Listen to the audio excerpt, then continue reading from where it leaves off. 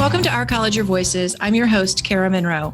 Ivy Tech Community College is about to launch IvyAnalytics, a new tool that puts data into the hands of our faculty and staff. And I have a terrific panel, both of faculty and staff, as well as some of our IT team, to talk a little bit about this new tool. So let's meet that panel. First up is Brad Watts. Hi, Brad. Hello. Tell us a little bit about yourself. My name's Brad Watts, and I am the Chief Data Officer. Excellent. Good to have you here. And next up is Joshua Farrington. Hi, Joshua. Hi, my name is Josh Farrington. I'm an associate professor of philosophy at Ivy Tech Bloomington and one of the campus data leads for the IvyAnalytics project. Excellent. Next up is Marcus Kolb. Hi, Marcus. Hello, my friends. I'm Marcus Kolb. I'm Assistant Vice President for Assessment of Student Learning and Accreditation and Academic Quality with the college. Welcome. And last but not least is Matt Etchison. Hi, Matt. Hello, everyone. My name is Matt Etchison. I'm Chief Information Officer at Ivy Tech Community College. Excellent. We have, with such a wide range of folks with lots of experiences here, we're going to go in a lot of directions today. So I think we're going to start a little bit with Matt and Brad just to give us a little background on what IvyAnalytics is. So first question, what is IvyAnalytics? All right. So IvyAnalytics is a strategy. And the first three parts of that strategy, right, the base where we're going to start working from is technology. So what we're doing on the technology front, that's the behind the scenes IT stuff, creating capabilities to get data faster, to modify it so it's easier to use for end users. But the big piece of that most everyone's going to see is the front end reporting portion. So that's moving from Newt to Tableau Online. And over the last 6 months, they've probably seen a lot of those communications coming from our lead, Ryan Johnson.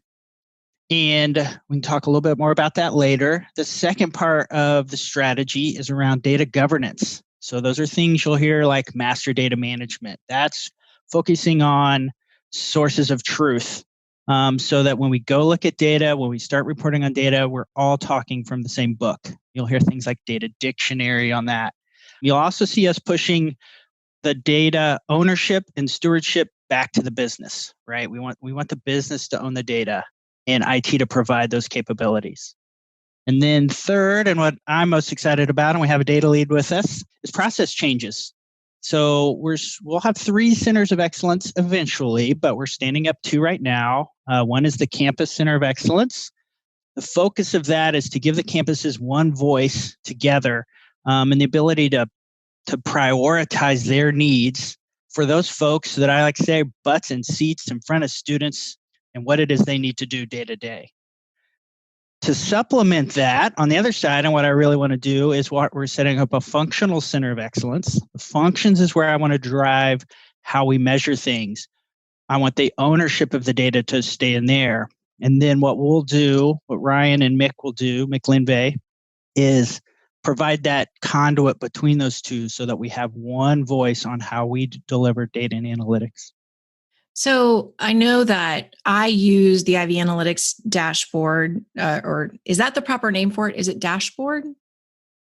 Or is it just the IvyAnalytics tool? So IvyAnalytics, right? And Tableau Okay. Online, you can have dashboards and you can have reports as well. So you're using the dashboard inside of IvyAnalytics. Okay. And I use it to access enrollment data and all sorts of other things. Who can access IvyAnalytics at this point? At the start, what we did was we went in and we pulled data from Newt, right? Our traditional reporting source, and we said, who uses it? And we did a like for like move from Newt to Tableau Online so that we knew we had the right user base there. And we also used that time to rationalize all of the users who had Newt, which seemed to be everyone since the beginning of time, and said, no, we just want those people who've used it in, say, the last 18 months. So we were able to consolidate that down. So all new users have already been moved over. They have access to Tableau Online, and they have access to training via the LMS, Ivy Lead. Okay, via Ivy Lead. All right, very good. You've talked a little bit about this, Brad, and I think this might pull in Matt a little bit too, and maybe even Josh, since he is one of the data leads. But how does IvyAnalytics relate to Newt and to the other data tools at the college? Yes, so I'll take that. So Newt, as you know, is our data warehouse. And so we used to use the Pentaho, or some folks use the Looker front end. So we switched that to Tableau. The Tableau is our new data analytics, data visualization tool. And so the actual new data warehouse stays the same. We did a migration from Amazon's Redshift to Snowflake recently. So if you've heard that phrase, the word phrase Snowflake, that's the actual back end of the data warehouse. So we still collectively will be using the term Newt loosely, but that'll be obviously transitioning over to IvyAnalytics, which is far more relevant to what we're doing than Newt was. Newt certainly serves its purpose, but we have a much more modernized and robust data warehouse now going forward. And Matt, I know I've heard this, and this may be for Brad. I've heard before sort of how much data we collect in a sort of a single day, or how many different tables or cubes. Can you guys give us a scope of understanding of what the size of this whole undertaking is? I think that's important for just everybody to. This isn't just a couple Google spreadsheets. No, not at all. So one of the things, part of our strategy, even when we go get new systems like Ivy Connect, is the college is ready for predictive analytics for advanced functionality. And what we don't do in those systems is capture time series data. How does data move over time? Our traditional systems are we record an attribute, and if something changes, we write over top of it. Because of that, if you think of every system that we have here at Ivy, Banner being the big one, our data warehouse has to take a snapshot of that every day and keep that snapshot every day. So imagine everything you do in a day on your laptop. We take a picture of it, we put it in the warehouse, and we save it over all of these years so that we don't lose that history. So it's big data, and it's hard to get through the way we capture it currently. That's some of the struggles I think folks have with, hey, we have all this data, but I want to see it a very specific way. It's really tough the way we do things now. And so that's kind of the goals that Matt's bringing in with when we go get new systems, they have to capture data in the way that our end users want to see it. Yeah, just for some context, over the weekend, we're beginning our data migration from Banner into Ivy Connect in our Salesforce platform. And it was so vast with its 619,000 records that it took 37 different chunked files to actually be able to import that because it was so vast and overwhelming. So just for some context, that's just one system. That's just Banner alone with student data. So it's I don't know, at this point, Brad, probably petabytes or exabytes of data, right? It's just vast amounts of data that we have. So rather large for sure. Yes. All right. So what's the roadmap look like for IvyAnalytics? I know we've just launched it, and what are we looking at timeline wise and those sorts of things as you continue to move through the different pieces? So step one was really getting users moved over to Tableau Online. It's looking at data differently, right? You're able to see the data as you were in Newt. So we did a true lift and shift. Data as it looked in your Newt report appears that way in Tableau Online. We've been doing that the last 6 months. We rolled out 500 reports, and we're going to roll out we'll get to 800 reports, which first of all is a lot of reports for a college. We should be able to pare that down by the end of the year, by November. A huge deal. Nobody's done this before. Nobody's done anything like this. And what we've done by just doing a lift and shift, it allows our users to feel comfortable that they can go to a Tableau report, look at it, go look at their Newt report and go, okay, they're the same. I'm comfortable. This is okay. And what we've done on top of that is added our best guess, added data visualization to go with it as a KPI, maybe some filters on how to look at it to get them comfortable with, hey, I'm moving tools. It looks the same. Oh, but look at these other things I can do with this tool. So that reporting tool move is a huge win. And there's no one that I can think of. And, I worked at Cummins for 14 years. We've never moved that fast before. So that's a big win. The second piece to that is we're starting the COEs that I talked about earlier. That's a really big deal, right? This is establishing those voices in the process to improve those reports going forward. And COE is Centers of Excellence. Centers of Excellence. Thank you, Kara.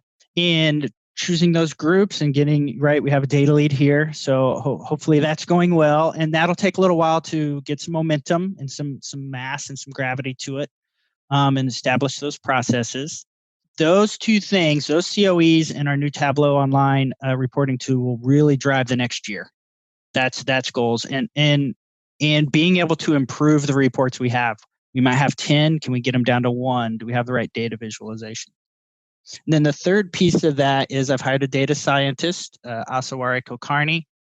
She's hiding in the background on purpose. I'm not letting everybody at her yet. I've asked her to just go look at our data. Tell me what you see. Tell me what our populations look like. How does the data just naturally segment? And set up ways to go look at it. She's already starting to work on some machine learning algorithms. The goal there is once the COEs are comfortable and established and they know how to look at the data, now we can start to do predictive analytics. Now we can start to do some hypothesis testing. And you'll see that probably late next year. Good. I will add that the roadmap is going to evolve based on our needs at Ivy Tech because we truly are a data-driven organization. It's cliche for everyone to say that. Of course, everyone says data-driven, but we as a college are firmly committed to it, and I think IvyAnalytics is proving that. We're using the absolute best data tools in the world with Snowflake, Tableau, and soon to be Einstein Analytics by Salesforce. We haven't talked much about that, but that's coming as well. These tools and technologies are used by both Fortune 500 companies and certainly the best colleges and universities around the world. So we'll continue to evolve and grow the IvyAnalytics platform as our needs change, but we're an agile organization. Certainly the president and her cabinet are committed to continually using data to gather deep insights so we can best serve our students. As Brad mentioned, in the IT department, we've assembled a truly world-class team, and we're tackling all aspects of data. So that's data analytics, that's business intelligence, that's data engineering. And we have, like Brad said, we have a senior data scientist, we've got a director of data governance, really focused on master data management, make sure our data is clean as it moves from system to system. And then I would say too, on the roadmap, looking really to the future, we're setting the stage for, like, as Brad mentioned, predictive analytics, but using statistical modeling and data science to determine student behaviors. So it's important for us to recognize that there's patterns to students and patterns to behavior, as we all have as humans, right? So we as a college, we as faculty and staff, we can know when to reach out to the student, insert ourselves to help them on their path. So certainly, their goal is completion and fulfilling their educational goals and meeting their career dreams. And we have to know when is the time that we, as faculty and staff, insert ourselves to help them along their journey.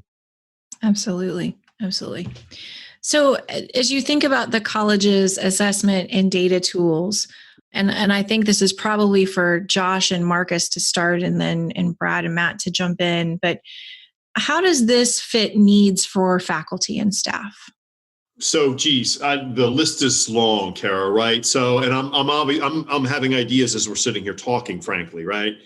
The issue with faculty and data has always been sort of one step back from what we've just heard Matt and Brad talk about, right? We are getting to a culture where we have much more rich data for faculty to use. We're still struggling with the closing of the loop and the use of that data. So I would gently disagree with Matt and Brad, and that at least on the learning side of the house, I'm not sure that we are a good data-driven organization at this point.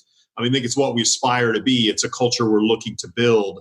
And so, the challenge there then is as we ramp up even more generation of data, how do we put it in a place where faculty can regularly use it, consider it? The aha I'm having here now is, we need dashboards popping up at the top of each and every course in Canvas Ivy Learn, so that when the faculty opens it up to go in there and do anything, the dashboard is right there attached to that course about student performance and learning and outcomes.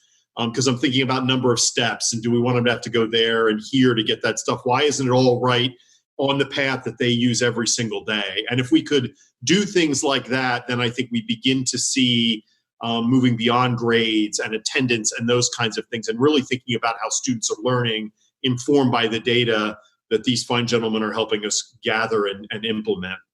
From the practical side, as a faculty member, at least the level I have access to currently in Newt, are we allowed to say the Newt word anymore, or is it IvyAnalytics? I'm against it. Okay. IvyAnalytics. Okay. Thank you for the clarification on that. It allows a nice snapshot for each of my classes as it relates to assessment that I can check in, because I utilize all the functional capabilities of Ivy Learn as much as possible. So it can do things like allow me to check in the last login from a student, or it can allow me to see the days since they've logged on, when they've last submitted the assignment, days since last submitting the assignment. I think these were also indicators that we used for example, like on project early success, some of these attributes. So and with the report that I've utilized, I can check this each and every day. So that really gives me an idea if a student is maybe disengaged somewhat in class, so I can deliberately reach out to the student, check in on them, identify any barriers, burdens, or obstacles to not only completing, the course they're enrolled with me, but continue their educational journey and complete their academic objectives here at Ivy Tech. And Josh, could I ask you specifically, just because it is a new role at the college, could you talk about what the data lead role is and what you do in that role? Sure. So at least my understanding of the data lead role for each campus, I think what we're doing is still evolving. But what I've understood is to help facilitate the transition from, I'll say it, new to IvyAnalytics, and to handle and help manage some of the faculty and staff concerns, reservations, whenever there is change, to be able to serve as a conduit for information from our IT department back to campus administration and both staff and faculty, and reassure them that this data and this move to this platform is ultimately going to be a good thing. It's going to help us do our jobs even better than we're doing it now. Marcus, you started to allude to this, but I'd like you to weigh in a little bit more on assessment. It was an area specifically identified by the HLC that we have some opportunity to grow and improve. You and I both sort of knew that going into the assessment process. What work is underway, and how do you think that might relate to IvyAnalytics?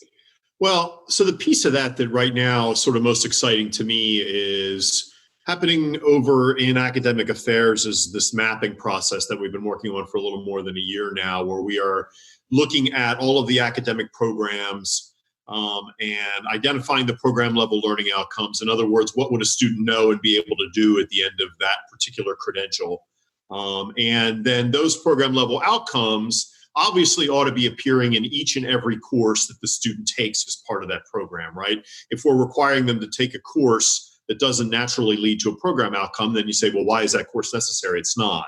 So we're mapping those courses to the outcomes. And then in the courses, we're looking at the assessments that we're using to that sort of come to bear on those outcomes, right? So then in your mind, you can kind of visualize, okay, we're measuring this particular outcome in these three courses that tells us how that student's going to end up doing in that outcome in the program. And now we have a complex but pretty thorough opportunity to sort of touch a student at any point in a program and say, how is their learning progressing along the outcomes that are required, right? Well, the power of the things that Brad and Matt are describing here, the IvyAnalytics tools, to me are so exciting in this particular area, because the data is going to be voluminous. But we also need the capacity to do exactly what I mentioned, which is touch a student and know what the student's progression is as far as learning goes in their program, really at any given point in time. So Josh mentioned things about, is that student attending? Are they getting into Canvas? Are they doing what they're supposed to be doing? Here's another data point that we can use: learning. How is that student's learning progressing? That will tell us a little bit about that student's progress, their potential to persist and complete, all of those kinds of things. So I see really important opportunity here to loop the learning measurements in with all of these other measurements that we have around student progress and success, and informing all of the stakeholders around how a student's progressing in that learning and what it might mean for their success in the program. Anything else we want to get in today's episode?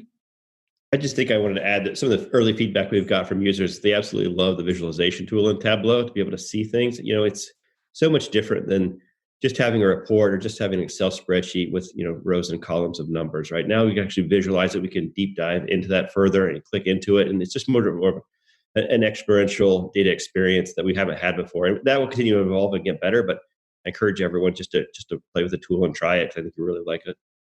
Yeah, I would echo that, Matt. This is my personal plea to the faculty. I've not yet worked with faculty on this matter. When you show them a little bit of what the capacity of this kind of work is and the data they can get back that makes them better teachers, better assessors, better curriculum designers, it's there. And usually the eyes get big and it's like, oh, wow, this is more powerful and interesting than I thought it would be. It's not simply more data with a small d to clutter up our days. It's actionable stuff, but it does require of our faculty and staff taking some steps to both learn these tools and immerse themselves in these conversations. But the outcomes of that are very powerful for our students and well worth the time of our faculty and staff to give it a shot. And one of the reasons we chose Tableau Online, and we haven't really focused on it in training or anything, is it's mobile. You've got your Tableau app on your phone. You're not tethered anymore. You can go check your numbers. You can go see what you have anywhere you want. Not an emphasis yet, but it's there. It's already there. No excuses. You can get it anywhere. So instead of reading about the Kennedys or whatever while you're standing in line at the grocery store, you can actually look in your phone and spend that 90 seconds learning something about your work, right? Get off your Instagram and log into your IvyAnalytics Tableau Online. That's way better than the doom scrolling I do on Twitter now. That's far better use of time, far healthier. All right. So if somebody does want to learn more about IvyAnalytics, how can they do so? 2 places. So you can go to the LMS, Ivy Lead, and just search IvyAnalytics if you just want to get trained and see what the tool's about. That's the first place to go. It's the first place we'll send you if you ask. So you might as well go check that out. But we have some Teams channels. If you've been moved over as part of Tableau Online implementation, there's a Teams channel. Everything is up there for that. And you can reach out to Ryan Johnson. He's leading the Tableau Online implementation, doing a wonderful job. It's a huge deal. He's going to own and run the Campus Center of Excellence. So especially if you're in the campuses, reach out to Ryan or your data lead. If you don't know who that is, you will find out. Or Mick Linvey is going to run the functional side. So if you're in a function and want to know what's going on, you can reach out to Mick as well. And always me or Matt. We're available 24/7. Sadly, I know that. Yeah, that wasn't a joke. Well right now. Not available 24/7. COVID has made that a reality for all of us a couple of times. All right. Well, thank you to the panel today. It was a good conversation. We end every episode with a call to action. For today, I will lift up both Marcus and Brad and their suggestions. As Marcus said, this is important for all of us to begin to learn or to deepen our understanding of how to use data to improve the job that we do every single day. And Ivy Tech is providing powerful tools for us to do that. So be sure to check out Ivy Lead for those resources so that you can learn about IvyAnalytics and reach out to some of the folks that Brad listed. And again, I want to thank the members of our panel, Brad Watts, Marcus Kolb, Matt Etchison, and Joshua Farrington. Thank you to all of you for joining today. This was one of the most diverse panels in terms of the different roles that you have, but it was a good conversation, lots of good back and forth. So that was wonderful. Thank you so much. Thanks to all of you for joining this episode of Our College, Your Voices. I'm your host, Kara Monroe. You can connect with me on Twitter at KNM Tweets. Special thanks to Josh for suggesting this episode. I'm very glad that we got it on the lineup here today. You can reach us by email at ourcollegeyourvoices@ivytech.edu. That is great if you have an idea for an episode. It's a wonderful way to reach out. You can also leave us a voicemail at 317-572-5049. Ivy Tech faculty and staff, you can also join our Microsoft Teams listener community, just like you can find those IvyAnalytics teams. You can also find our College Your Voices listener community. Our website is ivytech.edu/podcast. Production assistance for this and every episode provided by Becky Campbell, Sarah Ferguson, and the Ivy Tech Community College marketing team. And our podcast concept is by Matthew Pittman. Theme music, recording, and post-production services provided by Jen Eads at the Brassy Broadcasting Company. And we will talk to you next time on Our College, Your Voices.